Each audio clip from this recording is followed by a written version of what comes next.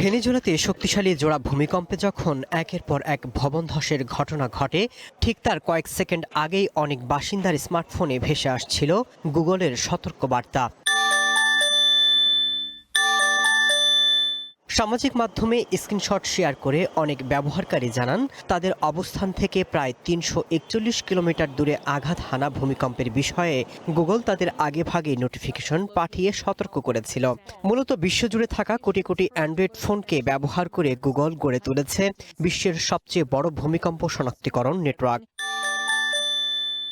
আমাদের প্রতিটি আধুনিক স্মার্টফোনে একটি সেন্সর থাকে, যা সাধারণত সূক্ষ্ম কম্পন পরিমাপ করতে পারে। কোনো এলাকায় যখন প্রাথমিক কম্পন শুরু হয়, তখন ওই এলাকার অ্যান্ড্রয়েড ফোনগুলো সেই কম্পন পরিমাপ করতে পারে এবং শনাক্ত করে স্বয়ংক্রিয়ভাবে গুগলের কেন্দ্রীয় সার্ভারে একটি সংকেত পাঠিয়ে দেয়। বিশ্বজুড়ে প্রায় ২০০ কোটিরও বেশি অ্যান্ড্রয়েড ফোন গুগলের এই নেটওয়ার্কের সাথে যুক্ত রয়েছে।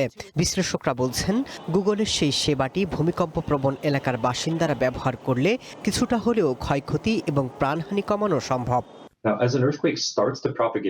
এসব কম্পন কোথায় শুরু হচ্ছে তা আগে থেকেই টের পায় গুগল। অনেক ফোনের নেটওয়ার্ক একসাথেই এটি করে, তাই আমাদের সবার এই সেবাটি চালু থাকা জরুরি।